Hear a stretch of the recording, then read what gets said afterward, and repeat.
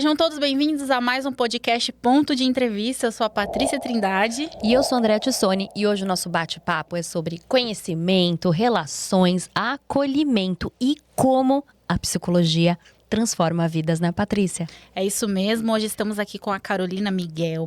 Ela é psicóloga clínica humanista, também é pós-graduada em psicologia positiva, especialista em empoderamento, terapia de casais e mundo corporativo. Ela também é criadora do conceito Acolhendo Histórias e hoje nós temos muitas perguntas para fazer para Carol. Muitas. Carol, muito obrigada pela sua participação. É um prazer ter você aqui no Ponto de Entrevista hoje. Imagina, obrigado. O prazer é todo meu. E para começar, eu queria saber, você tem só 29 aninhos, gente, é um bebê. 29 aninhos, mas já tem uma bagagem de 14 anos de experiência. Sim. Como foi começar, né, tão jovem nessa área? E como lidar com o preconceito justamente por ser tão jovem? Bom, muito obrigada pelo convite, por estar aqui. Realmente é muito difícil ser respeitada, ou melhor, né? Fazer com que as pessoas olhem pra gente e entendam que não é a nossa idade, e sim a competência. Então, eu comecei no mundo corporativo ainda muito menina, contra a vontade dos meus pais. Eles não queriam, não deixavam com que eu trabalhasse. Eu bati o pé, falei, eu vou trabalhar porque eu quero ter as minhas coisas, então eu vou pra cima. Comecei a trabalhar e eu sempre me imaginei uma mulher do mundo corporativo. Então, tem pessoas, às vezes, que trabalham porque precisam ou porque, né, caíram ali. Não, mas eu sempre tive esse objetivo. Então, eu queria ser uma mulher ali do mundo corporativo, do mundo dos negócios. E aí, o tempo foi passando, sempre trabalhando em empresas com grandes nomes. Só que eu também sempre tive o sonho de ser psicóloga. Então, quando eu terminei o ensino médio, eu falei que ia fazer psicologia, mas eu falei, não... 5 anos, não vou mais estudar. Aquela cabeça de adolescente, fala, vou estudar mais 5 anos, vou nada. E aí eu fiz RH. Só que na minha vida foi só para falar que eu tinha alguma coisa. E aí passaram-se alguns anos, eu falei, não dá mais para eu fugir desse chamado, então eu preciso ir atrás. Hoje em dia, já estou atuando oficialmente, tem 2 anos como psicóloga. E, às vezes, as pessoas ainda têm aquele olharzinho torto. Então, mesmo se eu vou atender uma pessoa individual, ou se eu vou atender um homem, porque eu sou mulher e, às vezes, eu sou mais nova, ou até mesmo se eu vou atender casal. Então, tem aquele olharzinho, assim, de tipo, nossa, mas você tem experiência para estar falando sobre esse assunto? Então, não tenho só experiência com a minha vida, mas com a minha própria profissão. E é isso que vem me consolidando cada vez mais. E isso é muito comum, inclusive, né? Eu vejo muitas pessoas, inclusive tem um amigo, ele vai saber que eu tô falando dele, que fala assim, não, eu vou falar sobre o meu relacionamento com uma pessoa que nem casada que é mais Exato. nova do que eu? Como assim? Claro que não. Então, existe realmente esse preconceito porque a gente quer muito um espelhamento, vou dizer dessa forma. Exato. Mas a gente tem sempre que lembrar que o profissional, ele não tá falando da vida dele. Ele tá falando da vida do outro, da sua. Então, eu preciso saber sobre conceitos e sobre pessoas. Não aquilo que eu particularmente tenho vivido, enfim, claro, as nossas percepções elas vão influenciar no nosso olhar, naquilo que a gente vai falar, mas é sempre sobre o outro, não sobre a gente. E olhando para a sua trajetória de vida, teve algum momento que te marcou ou que te transformou de alguma forma e que te fez querer trabalhar ajudando pessoas, ajudando casais? Sim, eu acho que ela nem sabe, inclusive a minha mãe, eu acho que eu nunca nem falei isso pra ela, eu acho que ela foi a minha maior inspiradora pra começar a trabalhar com isso, porque ela tinha algumas questões, a gente tinha algumas questões, e aí um dia eu falei, eu quero entender ela. Eu quero dar um jeito de entender ela. Se ela não vai mudar, eu não sei, mas eu tenho que entender. E eu me lembro que teve uma vez num médico, eu era pequena, ela foi me acompanhar, acho que era num gastro, e aí, conversa, né? O médico interagindo comigo, e ele perguntou o que eu queria ser. E aí eu falei que eu queria ser psicóloga, ele, nossa, mas tão específico, por quê? E aí eu lembro, eu não sei nem se ela vai lembrar, mas eu falei pra ele, porque eu quero entender minha mãe. E aí, hoje eu não entendo ainda, né? Não tá resolvido. Não tá resolvida essa história ainda, mas ela foi a minha maior inspiração para que eu estivesse aqui. É muito comum as pessoas tentarem ir para psicanálise, para psicologia, para alguma forma, tentar entender essas coisas que vivenciou lá na infância? Eu acho que sim. cada um tem uma razão diferente, né? Mas esse, pra mim, foi uma coisa que mudou a minha vida, porque, como dei ela de exemplo, né? Entender ela. Nem sempre eu entendo, mas eu hoje entendo como eu devo me comportar diante dela. Então, nem sempre a gente vai ter respostas, porque, ainda mais quando envolve outra pessoa, né? A gente nunca vai ter uma resposta efetiva. Mas, comigo ajudou. Você fala muito no seu slogan, acolhendo histórias. E eu queria que você falasse de uma forma, né, na prática, como que é acolher as pessoas de verdade. Porque a gente ouve muito essa palavra, né, hoje em dia. Vamos acolher. Mas não necessariamente as pessoas estão se acolhendo, né? Então, explica pra gente na prática o que seria acolher. Tá. Essa frase, eu vi ela uma vez num post no Instagram e aí, tipo, explodiu pra mim. E aí, desde que eu estava começando os meus atendimentos na faculdade, eu nem era psicóloga ainda e eu sempre falei isso, porque é acolher uma história. Eu não estou ali ouvindo pra julgar, eu não estou ouvindo pra que eu concorde ou não. A pessoa, muitas vezes, ela sabe que ela tá errada, ela pode estar errada, mas eu preciso acolher aquilo que ela tá falando. Porque mesmo por trás daquele problema que a pessoa está passando, ela tem uma história. E eu costumo, junto com isso, dizer que nós somos resultado da nossa história. Então, eu acho que você acolher a história de uma pessoa, além daquilo que ela tá te trazendo, isso faz com que ela se sinta acolhida. Ah, vá, né? Mas no sentido de não tá falando só do meu problema, ela tá conseguindo escutar aquilo que eu estou dizendo. Porque nem sempre aquilo que as pessoas trazem pra gente como problema, ele é de fato a causa. Ele é uma consequência de alguma coisa que provavelmente já aconteceu, já está acontecendo. Então, eu tento colocar o meu olhar não naquilo 100% que estão me trazendo, mas acolhendo a história. Porque aí eu vou conseguir entender por que você chegou nesse ponto. Faz muito sentido, porque, e principalmente assim, o que eu vejo no mundo corporativo é que as pessoas, elas sofrem meio que em silêncio, né? E a gente tem uma cultura de aguentar o tranco. Exato. Que tá tudo bem, aproveita que você ainda tem um emprego, que você tem um trabalho e tudo, e você não tem essa acolhida nos ambientes. Então, o terapeuta, ele tem essa função de realmente acolher e de ouvir aquelas questões, independente do que sejam. Exatamente. E até pessoas que me procuram justamente porque estão com problema na parte corporativa, né? Muitas vezes a gente não tem espaço. Hoje o mundo corporativo, ele é resultado. Ele não é mais pessoas. Eu nem sei dizer se um dia já foi. Eu acho que não, eu acho que Mas não. Eu não conheci. Ele é muito resultado. Então, é uma forma de, tipo... como é que eu...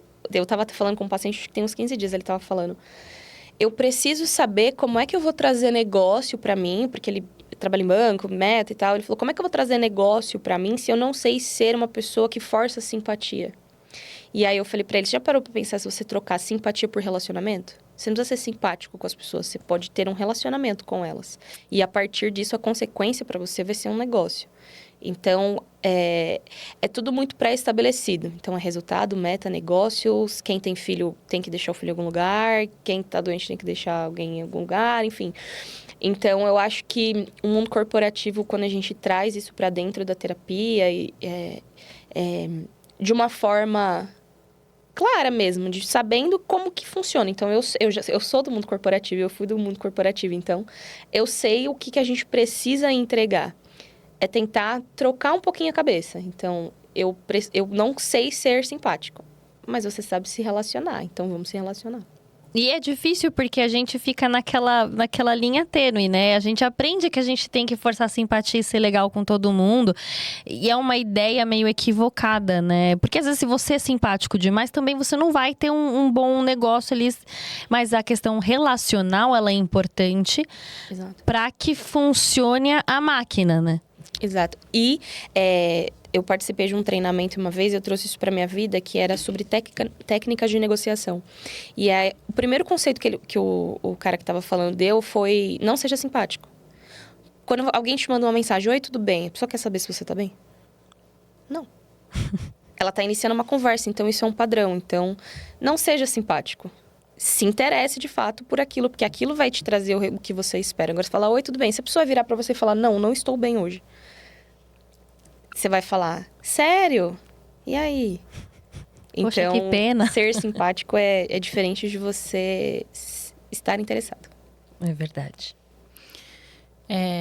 Eu fiquei um pouco com dúvida. Você falou a questão corporativa, né? Sei que não é o momento dessa pergunta, mas eu quero fazer. Eu queria muito saber como você lida com pessoas que trazem a questão da pressão no trabalho, no mundo corporativo. Porque eu acho que isso é uma coisa... Agora é momento terapia Patrícia tá fazendo aqui, gente. A gente já percebeu, Esse é o amiga. A momento. gente já percebeu. Desculpa, não consegui segurar, entendeu? A gente faz Tudo terapia bem. todo dia. Esse é o cara. momento. Tudo bem, amiga. A gente faz terapia, literalmente, toda gravação a gente faz uma terapia, eu e a Andrea. E a gente tem várias questões. Então, uma delas é pressão. Eu sei que as empresas precisam de resultado, né? Todo mundo precisa de resultado, vendas, etc e tal. Só que quando você vive o tempo todo em pressão, a sensação que a gente tem é que a gente vive com cortisol lá em cima, como vários especialistas que já passaram aqui citam pra gente, que o nosso cortisol tá lá em cima o tempo meu todo. já passou aqui. Uma bandeirinha vermelha já. E você fica em alerta o tempo todo. Isso te traz consequências no resto do seu dia, às vezes no resto da semana. Você fica com aquela demanda na cabeça, o negócio já até foi embora e você tá com aquilo ali ainda. Eu devia ter feito isso. Isso é horrível. Tem alguma coisa, assim, que você percebe que essa pessoa que tem essa autocobrança forte, ela tá fazendo de errado? Na verdade, depende. O que é pressão? Porque esse conceito ele pode ser diferente para mim e para você. Então, eu acho que trabalhar sobre pressão é o seu trabalho ou o que vai ser a consequência do seu trabalho vai te dar uma pressão. Então, muitas pessoas sofrem pressão no trabalho porque precisam bater meta, porque senão podem perder o emprego e aí a minha família vai ficar desamparada. Qual que é a pressão? É do trabalho ou talvez do desamparo que ela vai ter diante da família dela? Entendi. Às vezes, tudo depende do que é pressão, porque tudo é difícil. A gente tem que escolher o nosso difícil. Então, ter um trabalho mais fácil. Então, às vezes as pessoas, eu vou trocar de trabalho. Mas no outro trabalho também vai ter pressão. Seja por meta, seja de pessoas mesmo, seja de um chefe, seja de um colega. Então, pressão, hoje em dia, eu acho que faz parte de qualquer lugar. Então, a gente precisa entender qual que é a pressão que eu estou sofrendo ou até mesmo que eu estou escolhendo para que eu tenha que enfrentar. Porque pressão vai ter em todo lugar. E isso também pode estar... Eu vou ter que entrar no tema corporativo porque eu acho muito interessante. Isso também pode estar relacionado ao fato de você já não gostar do seu trabalho? Porque às vezes a gente... tudo bem, eu sou pressionada nesse trabalho, mas eu era pressionada no outro, mas eu odiava o que eu fazia. E aí, eu escolhi estar nesse trabalho, embora ele tenha pressão, de certa forma, eu tenho um retorno, eu tenho prazer no que eu tô fazendo. Totalmente. A gente não gosta de fazer aquilo que não deixa a gente feliz. Às vezes a gente faz porque a gente é obrigado. E tudo que você faz, que você é obrigado, ele fica pior. Então, eu já não quero estar aqui. Então, se você mandar eu fazer uma coisa e eu já estou aqui, então isso vai ficar pior. Então, se é um lugar onde eu não estou satisfeito, a pressão, às vezes, ela pode até começar a partir de mim. Porque aí eu começo a reclamar da minha vida, eu começo a reclamar do meu emprego, eu começo a reclamar que eu não consigo trocar a diária, eu começo a reclamar que eu não pago minhas contas. Então, se você já não está satisfeito, seja com a profissão, seja no ambiente, seja com o chefe, seja com a área, tudo aquilo vai te levar para uma pressão diferente. Porque você vai começar a se cobrar porque eu preciso de outro emprego, porque eu preciso de outra área, porque eu preciso de outra coisa. E essa pressão, às vezes, ela é sua. É meio que a autocobrança de sai daqui, que isso daqui não é mais parte de você. E nem sempre a gente consegue resolver essas coisas do dia pra noite. E aí que vem essa pressão de, e eu vou ficar aqui até que dia? E até quando minha vida vai ser assim, isso e aquilo? Porque as coisas não se resolvem tão simples, né? Eu queria perguntar mais uma coisinha, só pra fechar essa questão. A gente ouve muito sobre quando você tá trabalhando, deixa sua vida pessoal fora. É possível? Porque eu falo por mim, tá? Acredito assim, se eu não tô bem, minha vida não tá bem, se eu não tive um problema na minha casa, não tem como. Eu posso até ficar no automático, mas eu dar o meu máximo, não vai rolar. Não vai rolar. E ainda mais se vier essa pressão de todos os lados, tipo assim, dane-se a sua família, dane-se a sua vida e seus problemas. E isso acontece muito no mundo corporativo. Infelizmente, essa é a verdade. Porque somos números. Toda hora. Então, assim, é possível você deixar os seus problemas do lado de fora da empresa? Não. Ok, obrigada. Um corte rápido. Mas direto. Não é. Não tem como. Acabou. E é por isso que eu falo que as pessoas precisam acolher as histórias. Porque não tem como. Não tem como eu apertar um botão e falar, agora eu sou profissional, agora eu sou mãe, agora eu sou irmã, agora eu sou filha. Não existe isso. Claro, a gente tem que tentar aprender a separar as coisas, porque os ambientes, cada um precisa da gente de um jeito. Então, na minha casa, as pessoas precisam de mim de uma forma. No meu trabalho, as pessoas precisam de outra. Mas eu não sou uma pessoa onde eu consigo apertar um botão e dizer, agora eu vou mudar, agora eu tô de crachá, agora eu tô sem crachá. E é por isso que as pessoas, principalmente aí a gente fala de gestão, de pessoas que vêm de cima para poder coordenar as outras, para entender de que elas precisam acolher as histórias, porque as pessoas, elas têm histórias e elas têm família e elas são alguém. Então, e é um desafio gigantesco. Não adianta só vir aqui e falar, não somos. Porque na hora de bater segunda-feira, quando as pessoas for para o trabalho, enquanto isso não entrar na cabeça das instituições, não adianta que vai continuar sendo assim. Ai. Bom, vamos lá. Vamos tomar um pouquinho de água. Vamos trazer aqui algumas frases suas que eu acho importante a gente conversar. O sim não traz dúvidas. E ser ou estar. Qual delas mais resume a sua forma de ver a vida e por quê? As duas, na verdade. Por quê? Explica pra gente. Pegando sobre a primeira, né? Não traz dúvidas. O sim não traz dúvidas. Quando você tem certeza de uma coisa, você não tem dúvida daquilo. Então, o sim, ele não traz dúvidas. Se tem dúvidas, talvez seja não. E às vezes as pessoas confundem o talvez com sim, porque é aquilo que elas querem. Então, ela sabe que a resposta para aquela situação, para a vida dela, é não, porque ela tá com talvez. É meio de doido, e às vezes eu falo, até nas sessões eu falo, é conversa de doido, mas é sobre isso. Se você tem, eu tenho certeza de que eu quero isso aqui agora. Você vai dar a sua vida e você vai conseguir aquilo. Seja você comprar, seja você ser, seja você conquistar. Se eu quero, eu não tenho dúvida. Agora, se você tem dúvidas, talvez seja não. Ou pelo menos seja não agora. Eu acho que o talvez ele pode se tornar um sim. Mas se você tem dúvidas, talvez nesse momento para sua vida seja não. E a outra qual que é? Ser ou estar. Ser ou estar. Eu costumo dizer, às vezes a gente é feliz, mas a gente não está. Por que eu gosto de fazer essa diferenciação? Porque às vezes a gente generaliza aquilo que a gente sente. Então, eu sou uma pessoa feliz, mas nesse momento que eu estou enfrentando na minha vida, eu não estou. Então, essa é a principal diferença de ser e estar. Eu sou uma pessoa feliz, mas agora o que está acontecendo comigo não me deixa ser, eu não estou conseguindo ser. Isso quer dizer que isso é variável, isso muda, esse não é o meu estado final. Então, por isso que eu gosto muito de trazer essa percepção, porque às vezes as pessoas estão passando por um problema e falam, meu Deus, minha vida acabou, eu não sou feliz, eu estou com esse problema. Não, tem uma diferença. Você é ansiosa ou você está ansiosa? Olha, o nível aqui, eu já tô quase, não é mesmo, viu? Eu acho que a gente já ultrapassou a fronteira do estar.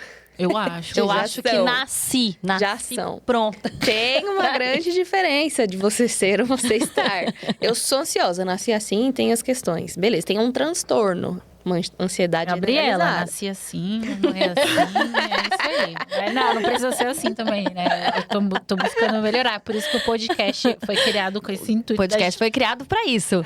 Eu e ela surtando, a gente vamos criar um podcast. Nós já somos jornalistas, já falamos demais, vamos criar um podcast pra gente falar de coisas. Vou falar agora boas. De coisas boas, úteis. de coisas que precisam ser faladas, né? Exato. Então, foi assim a criação. Mas voltando ao ser e estar, então pode ser que eu só esteja. Viu? Agora eu só queria uma coisa, voltar na primeira, que era o qual mesmo? O sim não traz dúvidas. O sim não traz dúvidas. Eu entendo que o sim é a certeza real, assim. Eu tenho certeza do que eu quero. Mas e quando a pessoa ela é insegura, ela tem medo, ela tem síndrome de impostor, por exemplo? Em que ela sabe o que ela quer, mas por medo de se jogar, de arriscar, ela vive naquele eterno não sei, talvez, será, se... Não é perigoso também a gente ficar... Se a gente tiver tanta certeza de que é só isso é decisivo, essa pessoa ela não sai do lugar. Quando você começou a falar, você mesma disse, a pessoa ela já sabe E aí ela tem aquela síndrome de impostor. Então ela já sabe o que ela quer. No fundo, a pessoa sempre já sabe aquilo que ela realmente quer. Então, mesmo pessoas inseguras, tem, sei lá, vou escolher uma roupa. Tenho a preta e tenho a branca. Quando a pessoa é insegura, ela já sabe qual que é a tendência dela. Então, ela já sabe para onde geralmente ela vai caminhar. Então, mesmo em situações assim, de que a pessoa é insegura, e isso existe muito, e hoje em dia eu acho que difícil é quem não é inseguro de alguma coisa, né, na vida. Mas ela sempre sabe qual que é a tendência que ela vai escolher. Mesmo que muitas vezes ela não bata o olho e fale, não, eu vou querer o branco, é isso aqui, ela já sabe qual que é a tendência dela. Então, se ela tem essa síndrome de impostora, que aí é outra, né, outro viés, enfim, ela mesma tá se sabotando de algo que ela já sabe que ela quer. Ah, entendi. E sabe o que é engraçado? Pensando nisso agora, eu sou uma pessoa muito indecisa. Sempre culpei o meu signo. Mas, enfim, eu sou uma pessoa. A gente tava falando até sobre eu escolher o seu óculos semana passada, né? Eu Que ela odeio. tem a mesma dificuldade que eu. Uma vez eu fui escolher um óculos e eu achei muito engraçado que eu fiquei 1 hora fazendo a mulher, coitada, ficar olhando pra minha vendedora. Ah, esse fica bom, esse fica bom. No final das contas, eu escolhi a primeira opção, que eu já tinha certeza que eu queria. Ah, eu convivo com uma pessoa assim. Lá em casa. O ódio subindo. Há 6 anos ele faz isso, com frequência. Bom E dia, eu boa já tarde, sou o contrário. Eu vou levar um de cada cor, mas eu vou levar tudo. Agora ele é o contrário, Nossa, eu sou muito. Eu vou num. Ela ficou me mandando foto de todas as Gente, armações. eu vou Sei. num fast food, aquilo ali. Ela faz isso. Que droga, não Ai, sei. qual que você acha? Não, mas esse ficou bom mesmo? Não, mas e esse? Você acha que eu vou com esse aqui mesmo? Sei como Não, funciona. aí fica aquele negócio, entendeu? Aí você leva pra casa. Será que eu vou usar esse negócio aqui que eu comprei? Não vou ficar. Acho que eu comprei e nem deveria ter comprado. Entendeu? Eu sou muito assim. Eu tô tentando melhorar, ser mais assertiva, porque eu fico pensando, tempo é dinheiro. Eu tô gastando aqui, ó, tempo nisso aqui que eu podia estar dormindo. E eu tava falando com uma paciente na quinta-feira sobre isso e a gente tava justamente nesse tema de ser indecisa. Aí eu falei pra ela, como sugestão, se limite. Não tenha 8 opções, tenha 2. Se você já sabe que você é indeciso, se você vê 10, você vai enlouquecer. É sim, exatamente. Eu já faço isso, foi o meu treinamento. Tipo assim, eu saio pra comprar coisa, eu já sei o que eu quero. E eu não fico olhando demais. O meu problema é só o óculos. Mas também. a armação de óculos pra mim sempre foi um grande problema. Porque é uma coisa que eu vou enjoar se eu não for uma coisa boa. Mas assim, eu vou comprar roupa, é isso que eu quero. Acabou. Ponto. Eu também. Tchau, Eu vejo vambora. um só, eu vou lá e levo. Mas pessoas indecisas, se limite. Mas eu sofria Então, muito. 2, 3 no máximo. Porque isso vai te dar um pouco mais de autonomia sobre as suas próprias decisões. Então é uma dica boa. Às vezes eu faço isso com roupa. Tipo, não, vou olhar só 2 aqui. Uma delas eu vou. Porque senão eu fico a tarde toda. Na dúvida, leva as 2. Se eu tiver com dinheiro na conta, vai as 2. E aqui a gente já vai mudar um pouquinho o tema, né? A gente vai falar um pouquinho de terapia de casal. Bom. A gente quer saber no consultório. Em quais situações você acha, assim, que a terapia de casal, ela se torna necessária? Geralmente vem os 2 juntos. Como que é essa dinâmica? Eu acho que, assim, na minha experiência, isso é muito relativo. Tem pessoas que me procuram, o homem me procura. Tem pessoas que vêm os 2 juntos, tem casais que vêm os 2 juntos. O homem procura tanto quanto? Não tanto quanto, mas eu já vivenciei situações onde partiu dele começar. Então, eu acho que isso, pelo menos na minha experiência, é relativo. Então, os 2 têm me procurado, né? De um lado, de outro, mas os 2 procuram. E quais são os erros mais comuns? E eu imagino que seja muito inconsciente, porque está muito relacionado talvez à nossa criação, enfim, os erros mais comuns que os casais cometem, que assim, a gente nem percebe, que a gente nem sabe que são erros. Comunicação. As pessoas sempre falam isso, é impressionante. As pessoas não sabem falar, não sabem se comunicar. Então, de toda a minha experiência, o que mais aparece são pessoas que não sabem conversar.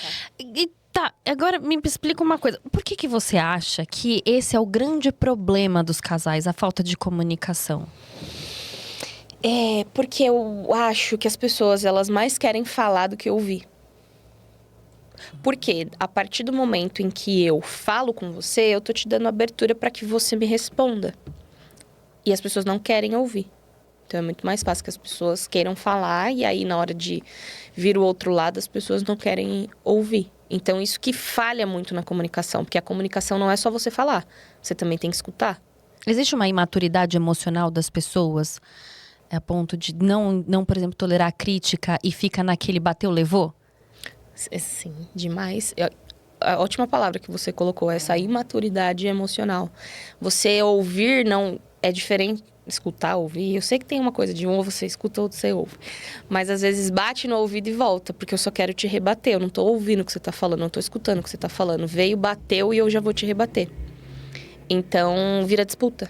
Quem fala mais ou quem fala por último. E quem tá certo, né? Tipo assim, Sempre. não importa o quem tá certo ou quem tá errado, né? Ninguém tá tentando resolver, é só vencer a discussão. Exatamente. Isso é dos mais velhos aos mais novos, dos mais novos aos mais velhos. Eu atendo, né, faixas etárias diferentes e em todos eles a principal queixa é porque a pessoa não entende ou não escuta a outra. E seguido disso, parte financeira. Eu, quando comecei a atender casal, eu até achei que seria coisa de traição, essas fofocaiadas assim. Queria o babado, queria o babado. Não é. De todos os casais em que eu atendo e que eu já atendi, um deles, eles estavam ainda sofrendo consequências de uma traição por parte dele. Mas já tinha sido há algum tempo e tudo mais, então esse não tinha sido o pivô da procura, mas eles ainda estavam colhendo consequências disso. Mas é sempre comunicação e parte financeira. Essa questão da parte financeira, agora ficou a minha dúvida aqui. É muito complicado quando a gente olha de fora, né? Porque cada relacionamento tem as suas... não digo regras, né? Mas sim, tem os seus combinados entre as partes. E eu vejo que essa questão, assim, cada pessoa tem uma ideia muito feita já ali, alimentada, de, o homem é o provedor, a mulher deve se cuidar, então ela deve pegar o dinheiro dela para se cuidar e fazer um cabelo, fazer uma unha, não tem que ajudar com a conta de luz, por exemplo. Aí a outra vem e fala, não, mas aí o cara também vai lidar sozinho com isso, fica aquela briga que nem a gente sabe por qual lado. Tem um vídeo que viralizou, você deve ter visto esse vídeo, de uma mulher que foi pra Itália. Ela foi fazer a lua de mel dela. E aí, o cara não chamou um Uber, porque o Uber do lugar que eles estavam até o Airbnb, sei lá, ficava não sei quantos euros. Era tipo R$200, 1,5 quilômetro de, sei lá, se era 1 quilômetro ou 2. E aí, ela gravou um vídeo carregando as malas, puxando as malas e descendo. Eu não devia... Tem como devolver? Porque eu acabei de casar e tô andando a 2 quilômetros aqui na Itália, porque o bonito não quis pagar o Uber. Isso virou um bafafá nas redes, que quando eu entrei nos comentários, assim, era muito dividido. Os caras, nossa, que burrada que você fez de casar com essa mulher. As mulheres, é isso mesmo. Como é que na lua de mel não paga um Uber? Então, assim, eu queria muito que você falasse sobre isso, porque, olha, é polêmico. É um assunto bem delicado. Mas eu acho que precisa ser o acordo que é feito dentro da própria casa. Quando a gente se casa, a gente é para dividir tudo, a vida. Quando eu digo dividir tudo, tem pessoas que dão certo com as finanças separadas. Mas tem gente que não. O que dá certo dentro da sua casa? Na família em que você construiu, na família que você está construindo. Então, essas coisas, elas já dão indícios antes de você casar. Você não descobre... Claro, a intimidade, a proximidade, ela vai mostrar mais coisas a partir do momento que você é casado com alguém. Mas tem certas coisas que ela já tem indícios dentro, no começo. Com toda certeza. Esse cara provavelmente Já não tinha. pagava os R$50 de Uber pra levar ela no cinema. Não, Toda certeza. Eu fiquei um pouco do lado dela, mas também eu não achei que o que ela fez também de expor, de fazer isso daí esse foi vídeo. pesado, ridículo. Tipo Exato. assim, tem como Expor. devolver? Pô, você acabou de casar, tem 2 dias que você casou. 2 dias, sei lá, 1 dia. Era na lua de mel, A literalmente. exposição, né? Isso precisa ser acordado dentro de casa, porque vai largar dele? Largou dele? Gente, esse vídeo gerou tantos views, vocês não viram esse vídeo? Eu não vi. Esse vídeo, eu entrei nos comentários, gente, eu fiquei louca, enlouquecida com os comentários. Porque eu falei, e aí? Fica do lado de quem? Olha, eu fico acordada no lado de quem? Ela já sabia onde ela estava pisando. Já, provavelmente. Ponto. Então agora cada um com seus Mas B.O. aí que tá, porque será que sabia? Sabia.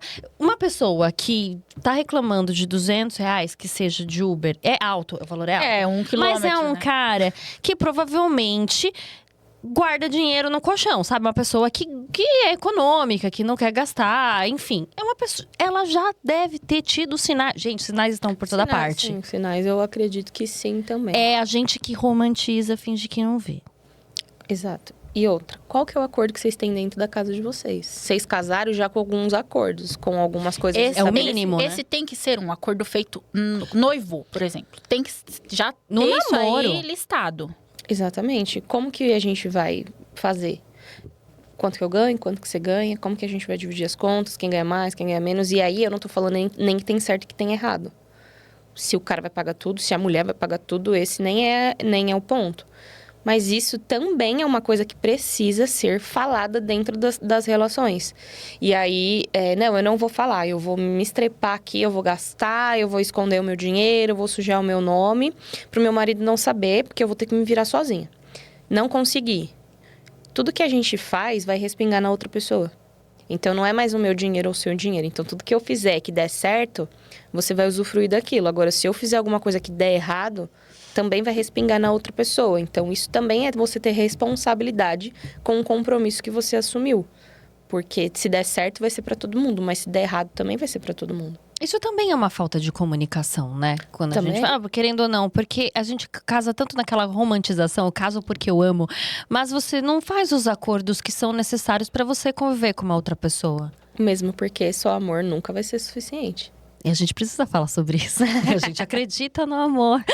Ele existe, com certeza, e é ele quem nos chama atenção, mas ele nunca vai ser só suficiente. Se não, tem vários casais aí de anos que continuariam junto, mas talvez não tiveram respeito. Um não olhou pro outro, ele não olhou pra ela não olhou pra ele, e aí eles separaram. Tinha amor, mas e as outras coisas que compõem uma relação? E quais são os principais acordos, então, que devem ser feitos? Assim, se você puder só dar um resuminho pra Sim. gente dos principais. Já a gente já pega papel e caneta. Vou anotar no A meu gente bloco. A gente tá no processo, aí vamos lá. Eu já conheço os acordos, minha filha.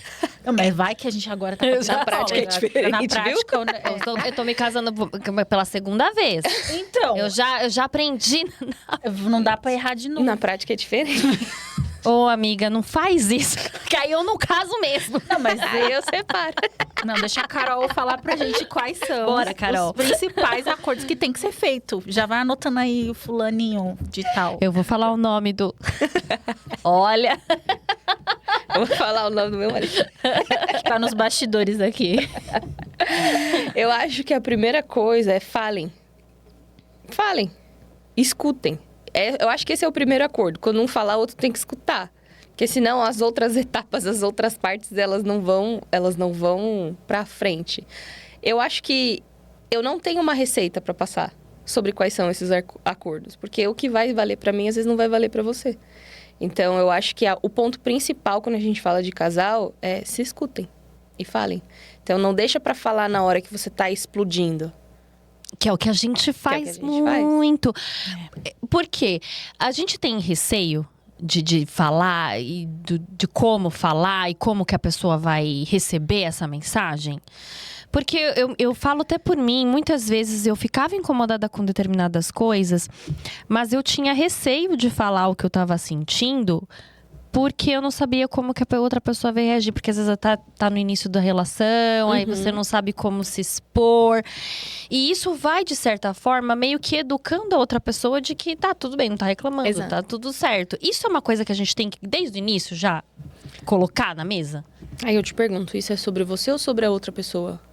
É sobre eu não saber falar ou a outra pessoa não saber ouvir?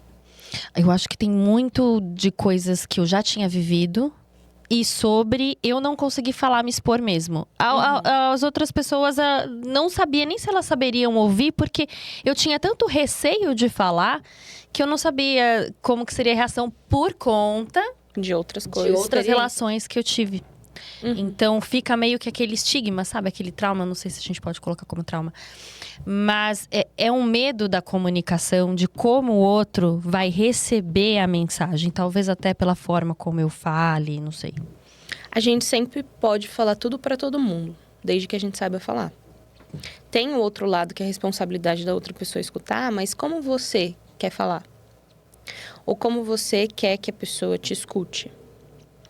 Nem sempre a gente vai ter isso como facilidade. Porque falar, eu tô aqui falando, porque se comuniquem. Não é fácil, não tô falando que isso é uma coisa fácil. Como você tá falando, todo mundo tem uma história. Então, todo mundo vem com alguma coisa. Então, mesmo que, é o meu primeiro relacionamento, mas eu tenho família. Eu vim de algum lugar. Então, tudo isso vai influenciar na minha forma de falar. Mas é igual quando a gente vai tomar água de madrugada. Quero ir na cozinha e eu sei que tem um bicho lá. Se eu acender a luz e eu pegar água, eu vou ver que não tem ninguém. Não vai ter nada. Eu precisei acender a luz para eu vencer o medo do bicho papão que estava na cozinha. É a mesma coisa. A gente só vai saber se a gente falar. E aí, nem é mais só sobre o outro. Porque se ele vai ouvir, como vai ouvir, é uma outra parte. Mas se a gente não fizer a nossa, não vai dar para cobrar do outro para que ele escute também. Sim, exatamente. Nossa, sua analogia sobre entrar na cozinha para beber água eu acho que é a melhor analogia que eu poderia ouvir, porque eu morro de medo de ir pra cozinha. Pegar água, mas você acende a luz, não tem ninguém. Não tem ninguém, mas eu morro de medo. Nossa, faz muito sentido. Muito bom. E pra gente, acho que fechar esse tema do amor e relacionamento, você acha que a comunicação, ela vai pesar mais do que o sentimento? Nesse caso? Pode ser que sim. Pode ser que sim. Como é que eu vou viver o resto da minha vida com uma pessoa que eu não consigo conversar? Que ela não me escuta? Que ela não consegue entender o que eu tô falando? Amor vai ser suficiente? Talvez não. Ou talvez sim. Mas aí a gente pode viver frustrado, talvez. Então pode ser que sim. É tão complicado imaginar isso, mas eu acredito que um dos problemas do meu fim do meu casamento foi exatamente esse. Eu, com o tempo, meus filhos começaram a crescer e eu comecei a perceber que eles iam embora e a gente não tinha uma comunicação efetiva. A gente falava sobre muitas coisas, mas falar sobre o relacionamento de uma forma em que a pessoa quisesse ouvir e entendesse as questões e respeitasse aquilo, não tinha. Então, realmente, acho que é muito difícil você continuar amando uma pessoa quando você já não consegue mais comunicar com ela. Ter o mínimo de contato ali, né? É. Eu ia te fazer uma outra pergunta sobre voltar no tema do mundo corporativo, mas acho que a gente já falou bem sobre esse tema. E eu acho que a gente podia ir para uma pergunta que eu tenho aqui, que a gente fala muito de... que, na verdade, você contou nos bastidores pra gente que você já teve uma paciente com algumas crises de ansiedade, né? E aí ela treinou uma apresentação da faculdade com você dentro da sessão. Exato. E como que esse tipo de experiência, assim, de treinar, fazer treinar contigo, mostra a forma que você trabalha? Eu costumo dizer que eu faço o que dá certo com o paciente. Quer falar da novela? Vamos falar da novela. Quer falar da faculdade? Vamos falar da faculdade. Às vezes eu não sei do assunto, mas me conta um pouquinho que eu vou aprender e a gente vai falar. Essa menina, depois eu até conto pra ela que eu tô falando dela. Ela é uma menina, acho que ela tem 20 e pouquinhos anos. Ela é de São Paulo, da Praia Grande. Ela tá morando em Ponta Grossa, fazendo uma faculdade de engenharia de não sei o quê. É uma engenharia que eu falo pra ela que é uma engenharia que só ela faz. Vai ganhar muito dinheiro. E ela tem algumas coisas com ansiedade, enfim. E ela tinha um trabalho ferrado pra apresentar. E ela estava enlouquecendo, porque ela estava com medo de não saber falar. Era um conteúdo muito difícil, porque é uma faculdade muito difícil, não sei o quê. E eu falei pra ela, então vamos fazer assim. A gente vai marcar a sessão um dia antes da apresentação e você vai me apresentar o trabalho. Ela, como assim? Eu falei, então, cadê os slides? Você tem os slides? Ela falou, tenho. Eu falei, então você vai compartilhar os slides em apresentação e você vai me apresentar. Dentro daquilo em que eu acho que eu posso contribuir, eu vou te fazendo as perguntas e você vai me respondendo. Sério? A gente marcou, ela me apresentou o trabalho todinho. Eu não estava entendendo de fato nada do que ela estava falando. Mas aí eu fui fazendo algumas anotações daquilo que eu achei que eu poderia contribuir. E ela foi me apresentando e ela foi diminuindo. Porque ela começou a apresentação dela super nervosa e aí depois ela foi diminuindo. Então, eu acho que o espaço da terapia, ele não precisa ser só pra falar de problema. Tem idosos que eu atendo que não tem família, que não tem ninguém pra conversar. Aí ela quer falar da vizinha, ela quer falar da irmã dela que se mete na vida dela, ela quer falar do carro, da pamonha que tá passando. Ah, e aí, São Paulo, tá calor? Ah, meu filho, aqui o tempo tá quente, não sei o quê. E eu vou falar, não? Ah, não, mas e a senhora quando a senhora era pequena? Não, é o que ela quer falar. Então, eu tento trazer, às vezes, alguns métodos que eu poderia dizer, sei lá, não convencionais, justamente para ter essa interação, porque é o que vai dar certo para aquele paciente. Então, a gente fez essa apresentação, ela ficou super mais tranquila, no fim, a apresentação deu certo, mas naquele momento ele poderia ser utilizado para isso. De tipo, é para falar da faculdade? Vamos fazer da faculdade. É o que fez ela ficar feliz, é o que fez ela ficar calma. Então, se é isso que vai fazer ela ficar bem, é o que eu vou fazer. Muitas vezes dentro da terapia, ela não envolve apenas o indivíduo, né? Ela envolve outras pessoas, né? Provavelmente familiares, né? Gente que faz parte daquele núcleo daquela pessoa. Como que isso funciona e de que forma você acaba até se surpreendendo muitas vezes no setting terapêutico, tendo que abordar com esses familiares desse indivíduo? É uma experiência muito gratificante que eu tenho vivido. Quando você começa a ser psicólogo, você termina a faculdade, você fala, vou atender. Como? O que eu vou fazer? Ninguém ensina qual que é a pergunta que tem que fazer. Claro, a gente tem vários conceitos, várias técnicas, tudo isso eu sei. Mas na prática, você e o paciente, primeiro dia, você vai fazer o quê? Cara, você fica nervoso, fica puto, fala, o que eu vou falar? Ao modo em que você vai atendendo, você vai vendo quais vão ser aquelas questões que vão fazer com que ele se sinta bem e acolhido. Posso, exemplificando aqui, sei lá, tem uma paciente que ela tá pensando em suicídio, aqui, chutando alto. Eu não posso abrir para uma familiar, mas eu tenho o dever de fazer com que aquela pessoa esteja participando da vida daquele indivíduo. Ou eu tenho um adolescente que tá com algumas questões sobre abandono, porque o pai foi embora, ou porque tá com agressividade. Por que eu não posso chamar a mãe, que é a única pessoa que ele tem para participar com a gente? Por que precisa ser um momento dele sozinho? Então, eu tenho tido bons resultados com essa abertura. Tem muitas pessoas que falam, porque psicólogo não pode fazer isso. Porque ir pra terapia é um sentar, o outro escutar e morrer o assunto. Comigo não é assim. Então, se eu tiver que chamar a mãe de um paciente adolescente pra gente sentar e contar a história, porque eu sempre faço aquela. Se tu tá falando de adolescente, eu faço uma entrevista com o responsável pra entender quais são as questões. Então, eu já sei algumas coisas por trás. A criança não sabe. Então, por que eu não posso chamar uma mãe pra sentar comigo e com ele? E aí a gente. Uma vez eu falei, vamos contar uma história. Eu vou dar um tema e aí quando eu parar, fulano, você continua. Quando você parar, sua mãe vai continuar. E a gente foi indo na história, e aí eu fui conduzindo a história pra falar da vida dele sem ele perceber. E ele super interagindo. Ele, vai, mãe, agora você. Nossa, mãe, nada a ver isso que você tá falando. Nossa, minha mãe fala cada coisa. Tipo, isso aqui ele tava super. E a mãe se emocionou, a mãe chorou, participou daquilo com ele. E aí alguém vai falar que não pode fazer isso? Pedir pra que um familiar faça um vídeo homenageando uma pessoa que está com problema de autoestima, de autoconfiança, pedir para que essa pessoa me mande. No meio da sessão, a gente vai conduzindo e fala, eu tenho uma surpresa para você. Eu projeto aquele vídeo, coloco para que ele veja, a pessoa fica toda emocionada e não é para pegar a pessoa pela emoção, mas para mostrar que ela realmente tem importância, que muitas vezes ela acha que ela não tem. Então eu tento sempre fugir do óbvio, fugir do convencional, um fala e o outro escuta. Claro, vai ter momentos onde eu não vou ter nem o que falar. Mas eu sempre tento fazer com que a pessoa se sinta à vontade. Não que aqui eu vou pra terapia hoje eu vou chorar, hoje eu vou falar só de problema. Não. Do que você quer falar hoje? E do que você quiser falar, a gente vai falar. Porque imagino que é bem complicado, né? Eu falo por mim, muitas vezes em processos terapêuticos, eu chorava muito. E é bom ter esse respiro De, às vezes, sair daquela situação de sofrimento insistente, constante dentro do setting terapêutico e você conseguir respirar de uma forma lúdica, como você fez em alguns momentos, ou de um depoimento de uma outra pessoa que fale sobre você.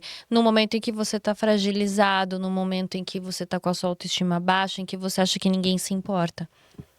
Isso faz toda a diferença. E os meus pacientes sabem, eu sou aquela psicóloga que eles já chegam falando, você não sabe o que aconteceu. Eu já falo, mentira, eu não acredito. Ela falou isso, eu falo. Então tem toda essa interação, isso faz toda a diferença, porque não é só ir lá pra bater um cartão, eu falei, paguei e fui embora. Eu gosto de ter essa interação. Eu acho que essa troca que eu tenho com os meus pacientes faz com que a terapia para eles faça sentido. Então, às vezes eu falo, olha, aconteceu uma coisa com você hoje, e se você não me contar agora, você nunca mais vai me contar, mas isso hoje não é dia de sessão. Me manda um áudio. Na próxima sessão a gente resgata. Claro, tem certos limites que precisam ser estabelecidos, mas, Carol, eu preciso te contar uma coisa, mas eu não tenho coragem de falar olhando pra você. Eu posso escrever? Me manda no WhatsApp. Eu tenho que te contar uma coisa que eu tô envergonhado. Me manda um áudio. Por que não?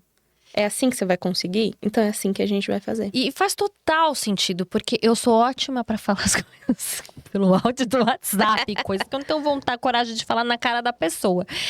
E aí eu mando o áudio. Então eu achei isso sensacional.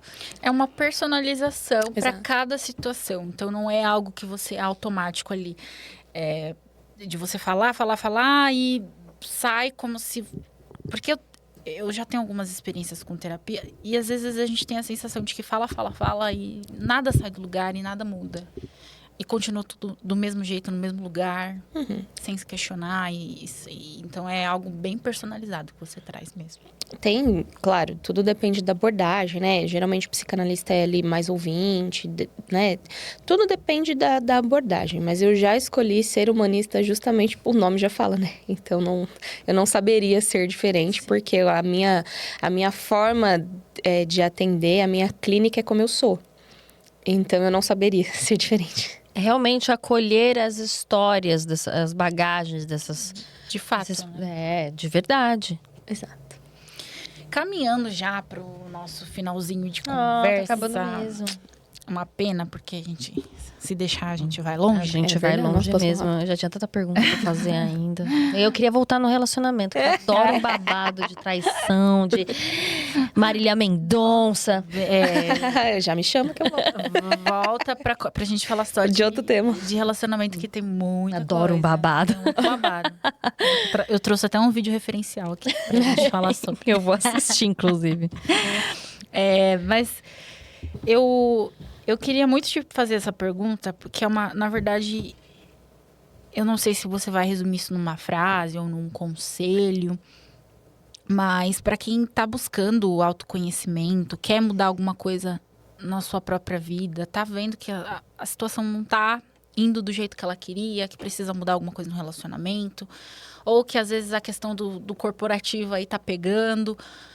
O que você diria para essa pessoa, uma frase que ajudaria ela a entender um conselho sobre o autoconhecimento, a importância desse autoconhecimento da terapia? Você pode falar para essa câmera se você quiser, diretamente. Não, vou ficar olhando pra cá. Vou fingir que ela não tá ali. Ou pra gente. Olhe para nós. A questão de autoconhecimento, ela é muito mais além do que post de Instagram. Para você se autoconhecer, dê 2 pulinhos. Não é assim. Autoconhecimento, ele tem muito a ver com identidade. As pessoas precisam ter identidade, personalidade para saber aquilo que elas querem conhecer sobre a vida delas. Então, nem sempre porque uma área da vida não tá agradável, não tá boa, que as outras também não estão. Então, eu acho que o principal conselho é não generalize.